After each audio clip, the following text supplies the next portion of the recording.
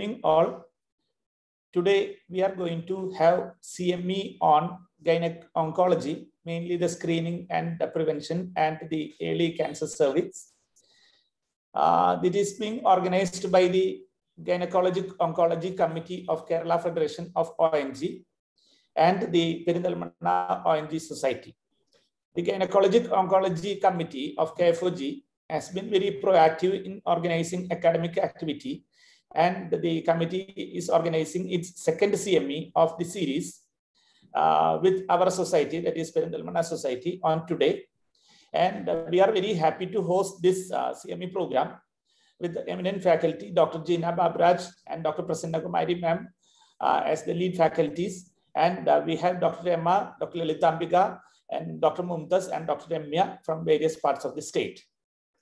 And our society has been actively involved in gynec oncology work, and we have organized wonderful meetings in the past year, as well as very good organizing, very good screening programs. In spite of COVID pandemic, we could organize with nearly 14 hospitals involvement in our district. So with these few words, I'm just moving on to our CME program and to talk on the HPV screening, HPV vaccination, and to make Kerala cancer free from CA service. We have Dr. Gina Babraj. She is the chairperson of Gynecologic Oncology Committee to talk to us on this topic. Dr. Gina is the senior consultant obstetrician and gynecologist from Vadagara, that is in northern Kerala, and she is the chairperson of this oncology committee of KFOG, as well as she is the president of Vadagara ONG Club and the coordinator of various committees of the oncology committee of FOXI as well. With these few words, I invite Dr. Gina ma'am to present the topic on HPV and also to say a few words regarding the activities of the Gynecologic Oncology Committee. Over to Dr. Gina Babraj.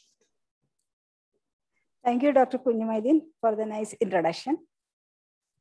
Good evening, respected Dr. Kunjumaideen, President, Perindalmanna ONG Society, Dr. Wahab, Secretary, Perindalmanna ONG Society, Senior Teachers, Dr. Prasanna Kumari Madam, Dr. Lalitambika Madam.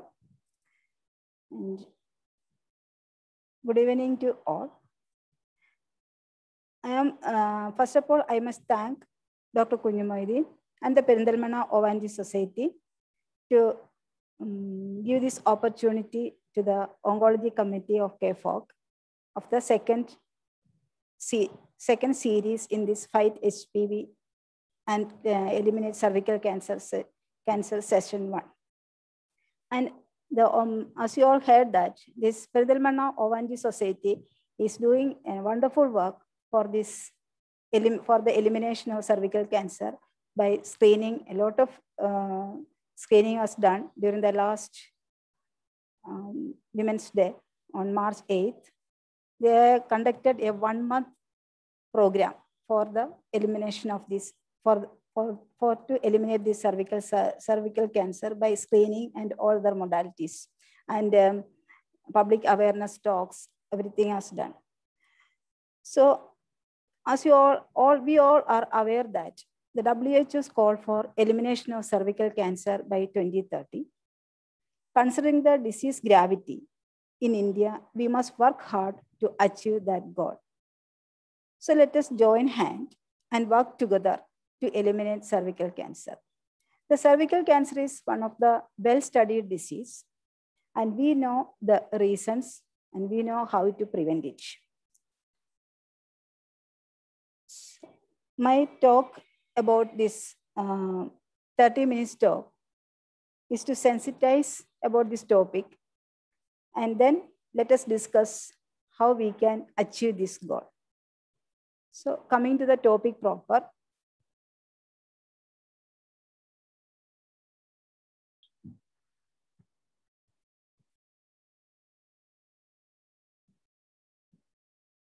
My topic is Fight HPV.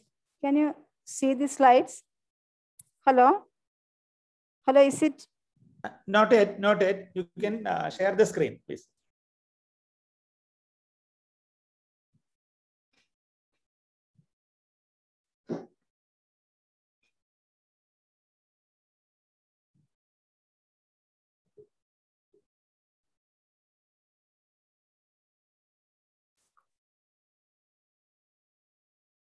Yes. Can you see? Yeah, yeah. Is Now it we this? can see. Now we can see. Topic is fight You can open HPV. slideshow, ma'am. Slideshow. Yeah. Yes. Can I start this? Yeah, yeah. Please. My topic is fight HPV and eliminate cervical cancer. Why HPV? This more than half of the infection-associated cancers in women is due to human papilloma virus infection. Only few of the cancers we know the reasons, and cervical cancer is one among them. 12 to 13% of all cancers have an infective etiology, like HPV virus, hepatitis B virus, Epstein-Barr virus, like that. Out of this, more than half is due to HPV infection, and 5% of all cancers is due to human papilloma virus infection. And all cervical cancers is due to HPV infection. Without HPV infection, cervical cancer won't occur. And other variable proportion of other anogenital and oropharyngeal cancer is also due to human papilloma virus infection. Let us see how this virus, is it common? Yes, this is the commonest viral infection of the reproductive tract. So that by the age of 50, around 80% of the world's population is infected by this virus.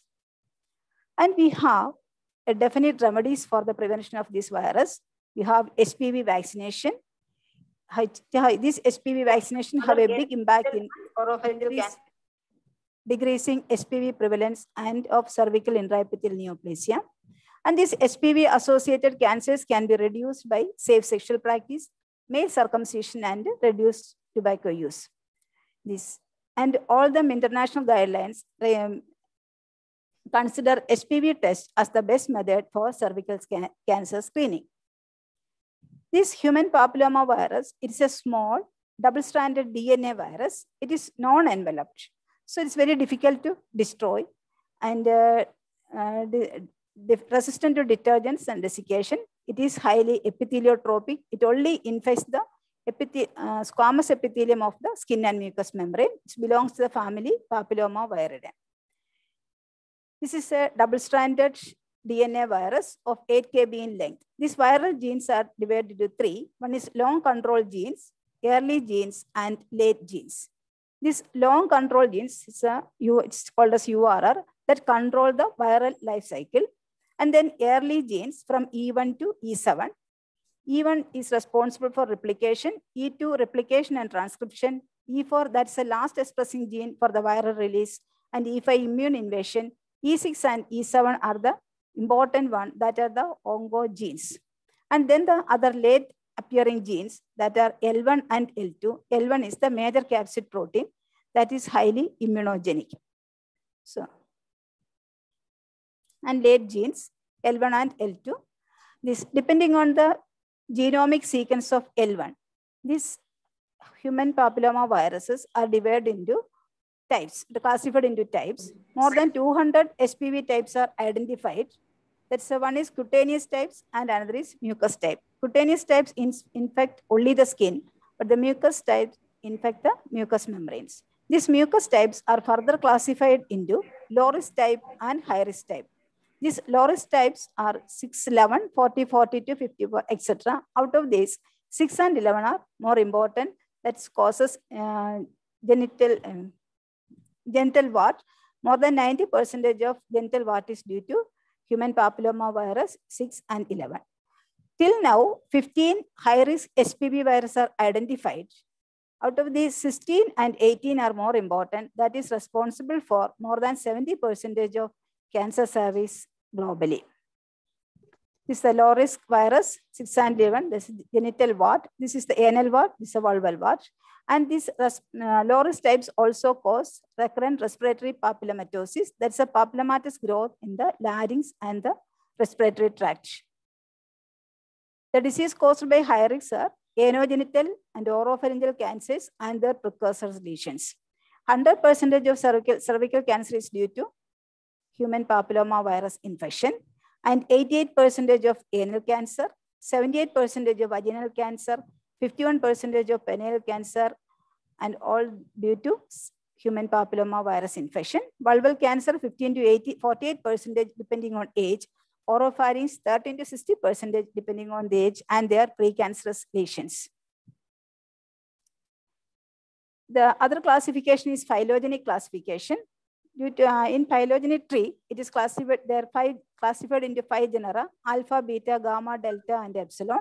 These HPV types that causes cervical cancer are included in the alpha genus. Here, HPV 16 is closely related to 31, 33, 35, 52, and 58. And HPV 18 is closely related to 45. So they give some cross immunity to these viruses when we considering the vaccines. This human papilloma virus is, the prevalence is 10% in patients in ladies with normal cytology. But this HPV prevalence is peak at younger age groups.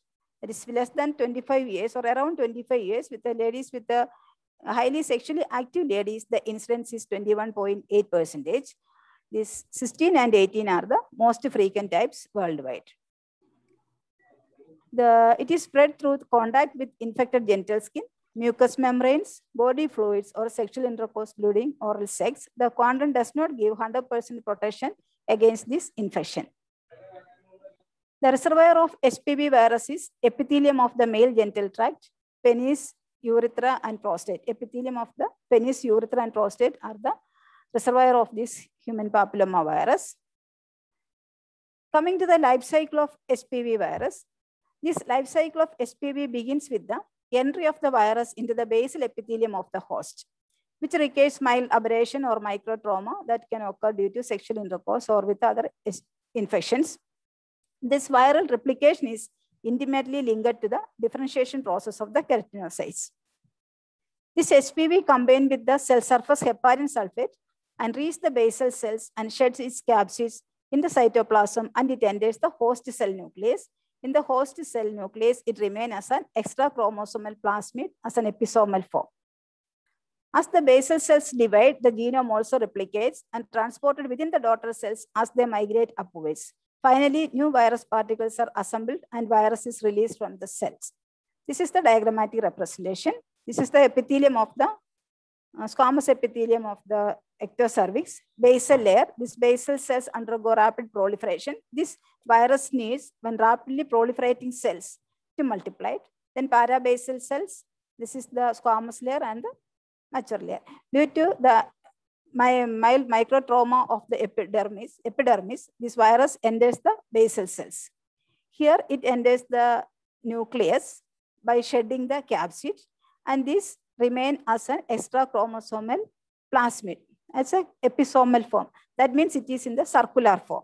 And it also, when the parabasal cells divide, it also get divides and more small virions are formed, and late there is expression of the L1 genes and capsids are formed, and there's more virions are released. So this process repeats. Then how the cancer occurs? There are certain fragile sites in the host genome which are prone for chromosomal breaks. The DNA integration usually occurs at these sites. During HPV integration, the viral genome usually breaks in E1 and E2 regions. The break usually leads to the loss of E1 and E2 region. So the loss of expression of viral E2 protein is a hallmark of HPV-associated cervical carcinoma. As long as the virus remains as a circular form, the integration does not occur. So there should be a break in the capsid form of the virus. So there is an elongated form occurs. Usually this break occurs in the E1 and E2. Then it integrated with the host cell DNA. This elongated viral genome integrated into the host cell genome and take over the control of the cell division machinery. The host cell make oncoproteins through the mutated DNA. Then how the cancers occurs? The E6 and E7 oncogenes. These are the oncogenes E6 and E7. These oncoproteins produced by them in the host cell antagonize the functions of the tumor suppressor protein P53 and retinoblastoma protein. Thus, cells are relieved from the normal growth inhibitory control of these proteins.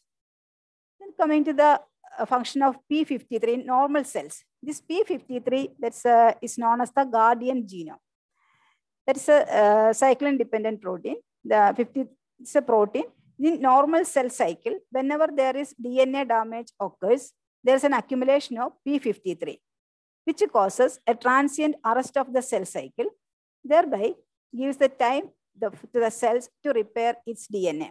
If the cell is not able to repair its DNA, then its P53 produces other proteins that drive the cells towards apoptosis or programmed cell death. So the cells with abnormal DNA are either killed by the cells itself or it gives time to repair its DNA. That function is done by the P53. But here what happens? In HPV infection, that causes, when a DNA integration occurs, that causes DNA damage. So there's an increase in the P53. But this HPV, this oncoprotein, E6 oncoprotein of HPV, that inhibit the P53. So it prevents the damaged DNA repair and programmed cell death. So the abnormal cells with abnormal DNA is accumulated. Then comes the role of retinoblastoma proteins. In normal cells, the retinoblastoma proteins inhibit uncontrolled cell division in normal cells. But here, the E7 oncoprotein that inactivate tumor suppressor retinoblastoma genes. So that promote host cells, that is the abnormal DNA, the cells with abnormal DNA synthesis, and then and promote its proliferation. So that leads to cancerous changes. So this is the diagrammatic representation. This HPV is integrated into the DNA. It's a damaged DNA. Here the E6 is expressed, so it inhibits the functions of P53. So apoptosis is inhibited, so abnormal cells are there. This E7 oncoprotein that inhibits retinoblastoma, so it inhibits the replications. So there is abnormal cell replication occurs that lead to cancerous changes. Here, so this is also diagrammatic representation. This is the episomal form of viral DNA. Here, these episomal forms occur, so does not go for CIN or cancerous changes. Later, when there is integration occurs, here, this is the integration of the DNA into the host DNA, then only the cancerous changes occurs. Earlier, it was intraepithelial cancers, and later it goes to invasive cancers. So, considering this pathophysiology, this if the cancers occur in all cases, the incidence will be very high. But because of the immune response, 90% of HPV infections are cleared within 1 to 2 years, and 70% cleared within 1 year, and another 20% in the next year. The immunological response varies by individual and the HPV types. In high-risk HPV, the persistence is very high.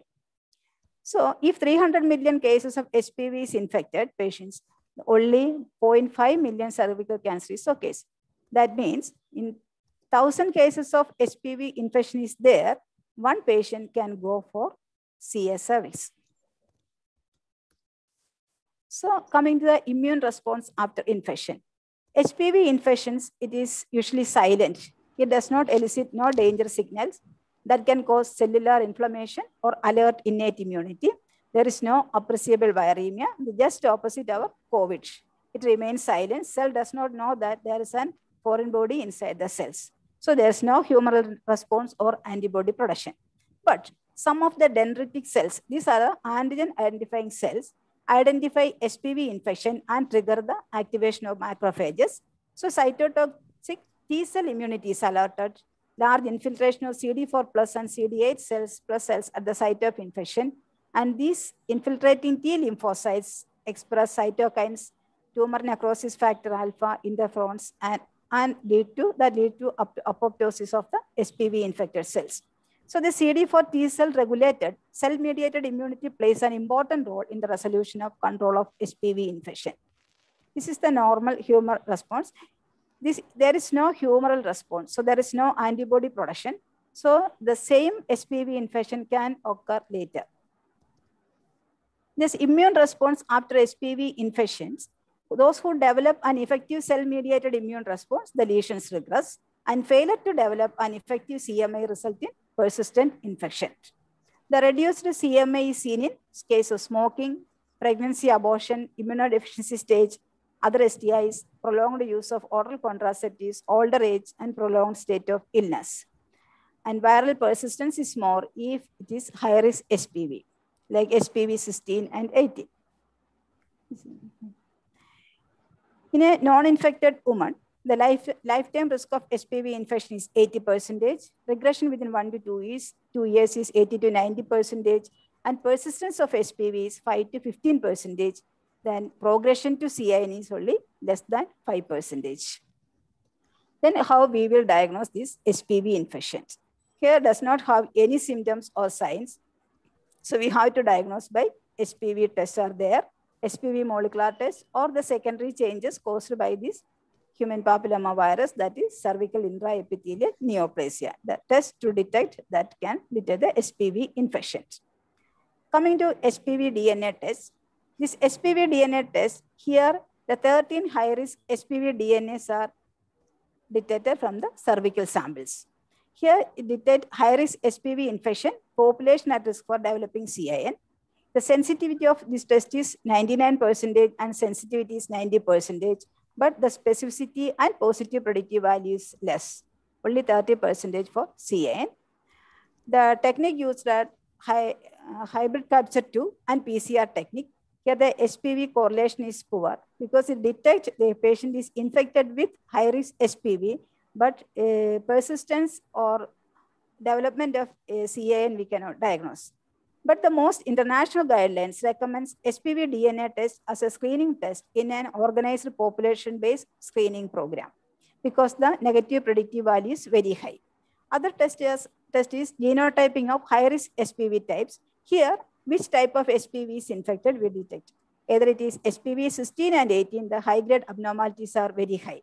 Here also, the negative predictive value is very high, it is 99%. Sensitivity is 96%. As a screening test, the sensitivity should be very high.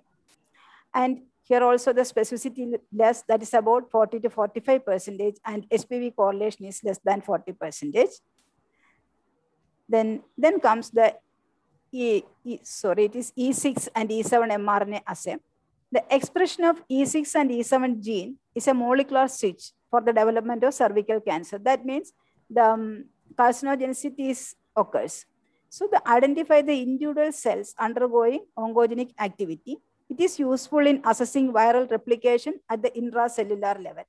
The flow cytometry techniques allows quantifying E6, E7 protein expression in individual cells as well as total number of cells overexpressing it.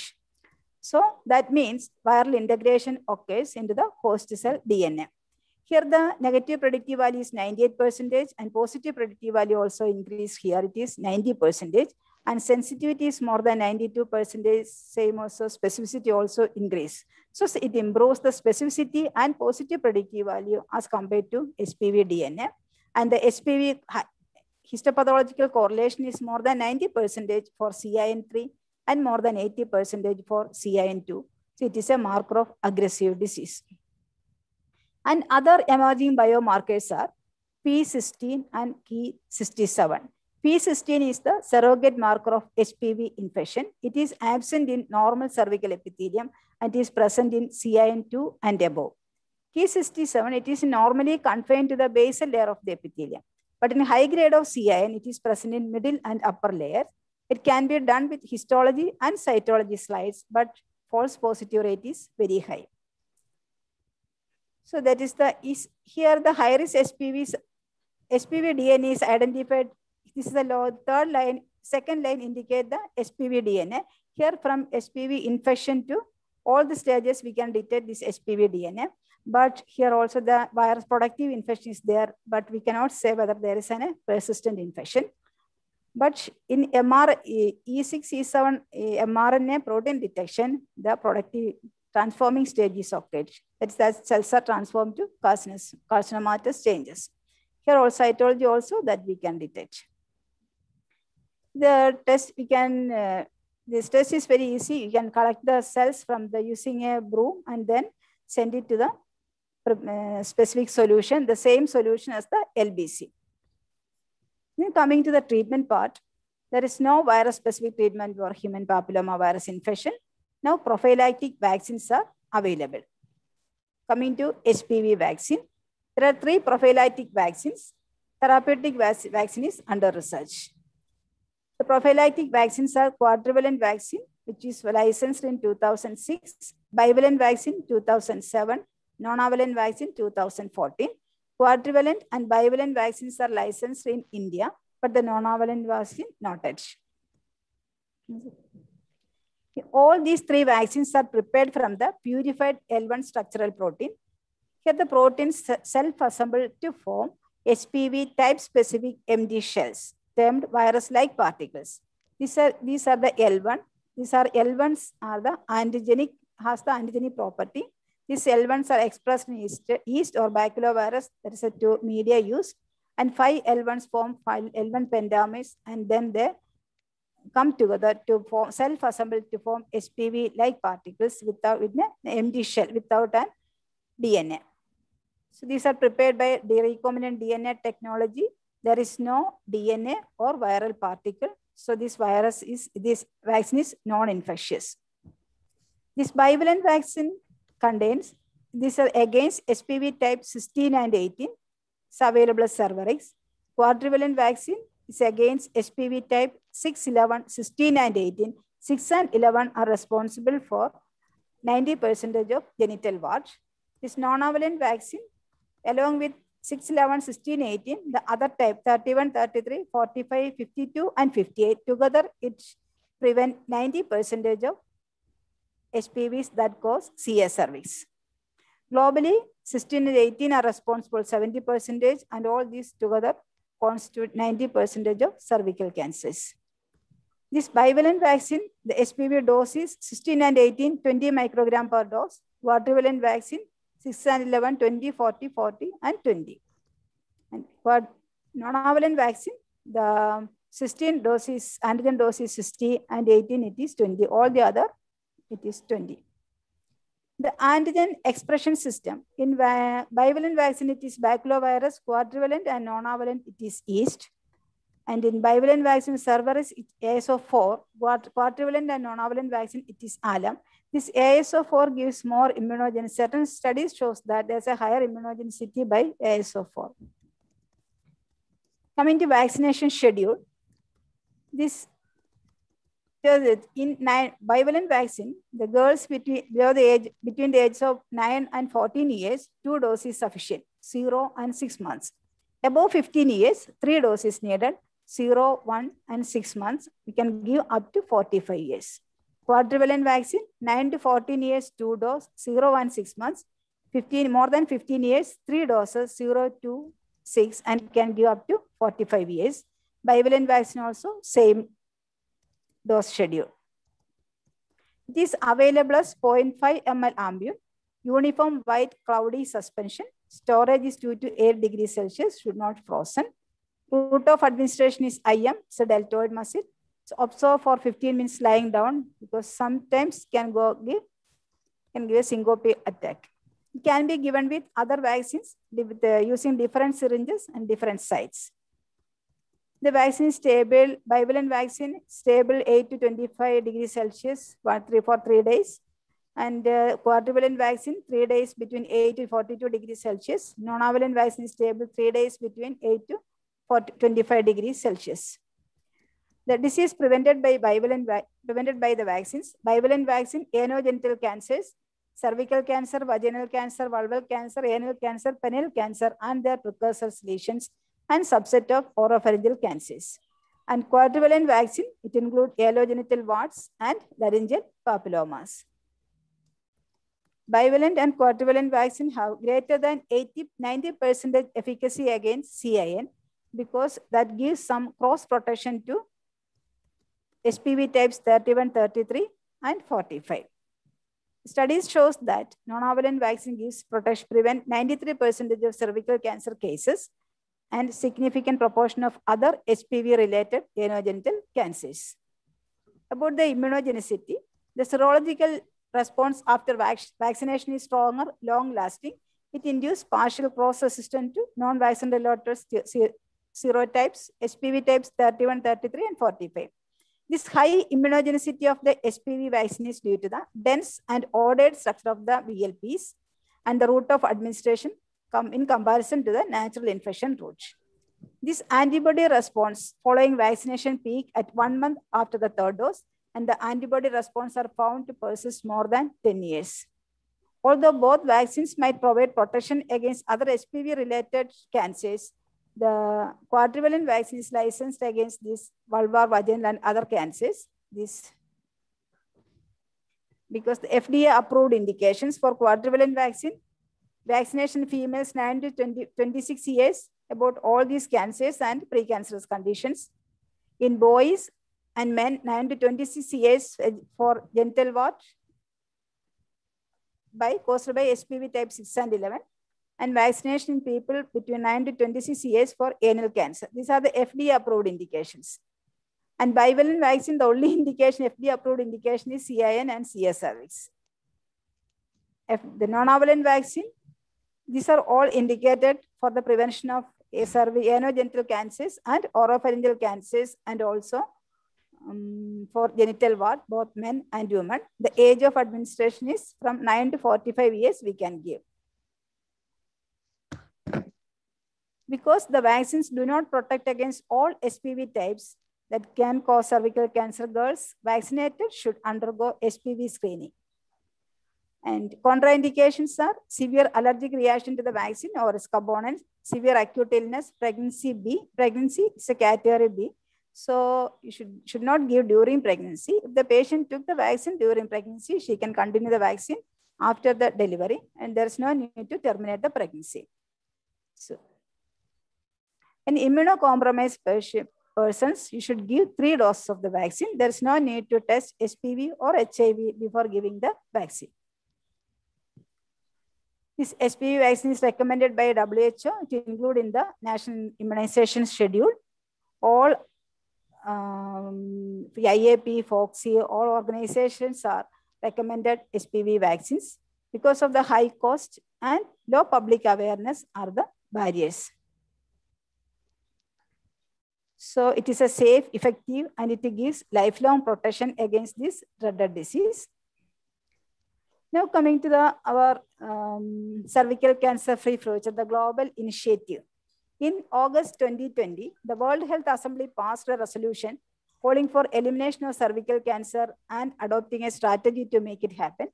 November 17, following the close of the 73rd World Health Assembly, WHO will mark its historic announcement. It officially launched the elimination strategy. It represents a historic milestone because it marks the first time that 194 countries commit to eliminate cancer. Our country, India, is one among them. So due to the pandemic, the event will be held virtually and hosted by WHO leadership. Around the world, monuments are being illuminated in cervical teal, from Niagara Falls in North America to the Dubai's frame to city skylines across Australia. Now coming to India, here, Kannur, it is the District Police Women's Cell, Kannur Lighthouse, and Kadau Satyagraha, Payyanur, BEMB Higher Secondary School. That day, the cervical teal was eliminated. Government Gundat Bangla. So our countries also participated in this cervical cancer elimination program. So we must work hard to achieve this goal. The WHO's global strategy outlines 3 key steps. One is vaccination, screening, and treatment. To vaccinate 90% of girls below the age of 15 years, 70% of women screened with a high performance test by the age of 35 and again by 45, and 90% women identified with cervical disease receive the treatment. So by this, we can prevent this dreaded disease from our country. So this is the talk by the this is quoted by WHO Director General. Eliminating any cancer would have once seemed an impossible dream, but we now have the cost-effective, evidence-based tools to make that dream a reality. So let us work hard to achieve this goal. Thank you for patience here.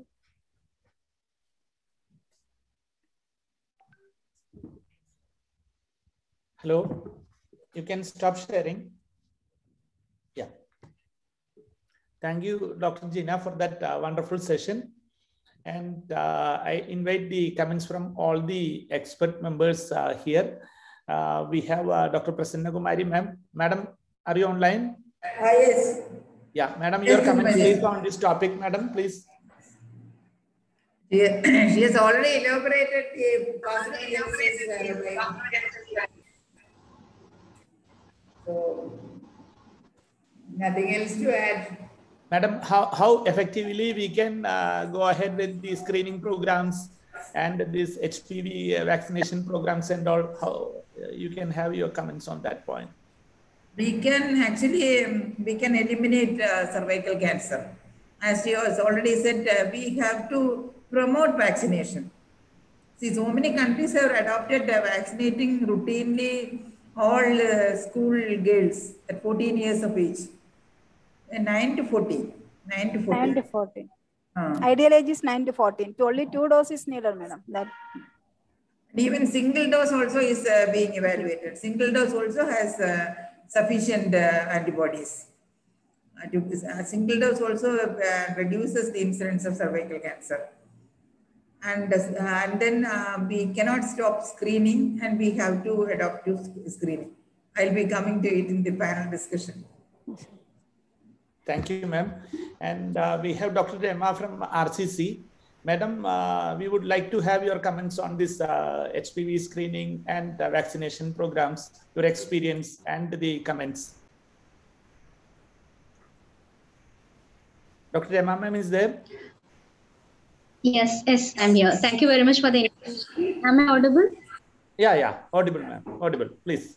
You excellently covered the whole topic of vaccination, and I would say I would add to Prasanna Madam's comment that vaccination is the need of the hour for Kerala, because the incidence of cervical cancer in Kerala is low compared to the other states. If it is 14 per 100,000 in other states, it is only 6 per 100,000 in our state.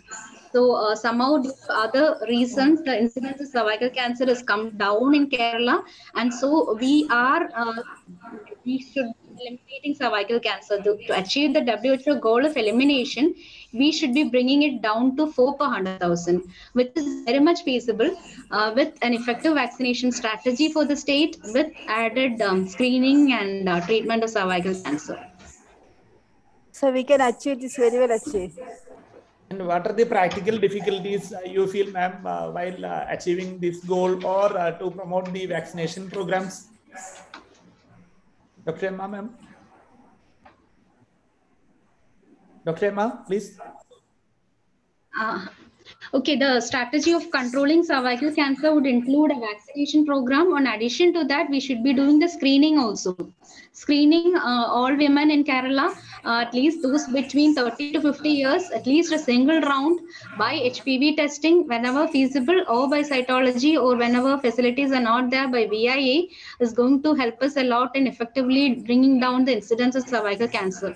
To achieve the WHO goal, it should be easy for Kerala because our women are motivated. Our women know that screening should be done. Only thing is we have to create an infrastructure and flag on the vaccination program. And actually, government is also trying to do this, and probably it should come. It should materialize in a few years. Once the COVID situation has come down, the vaccination program will be launched soon. Yeah. Thank you, ma'am. And now I would like to have the comments from Elizabeth, ma'am. Madam, you are there? Yeah. In your experience in medical college practice, the difficulties, the challenges, and how we can implement effectively these prevention strategies. Yes.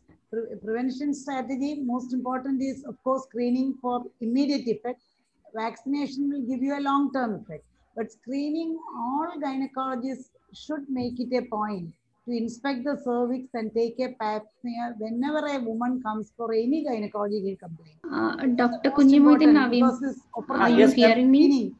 Yeah. Not practiced routinely. Many medical colleges we are practicing, but in peripheral centers, opportunistic screening is not practiced because they don't have cytology facilities, all those. But if we make it a point to see at least one smear in lifetime, that would be giving a lot of reduction in cervical cancer.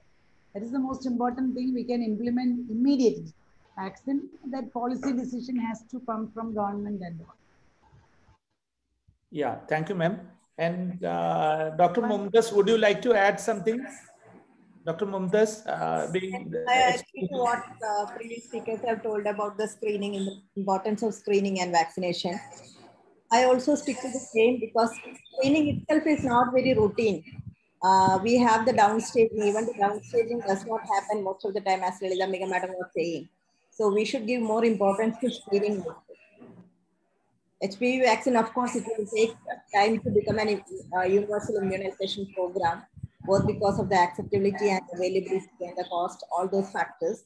But health education regarding the same is also important. Many people don't know that it can be prevented to an extent. So that health education part is also an important thing. Yeah, thank you. Hello. Yes. Can you hear me? Yeah, please.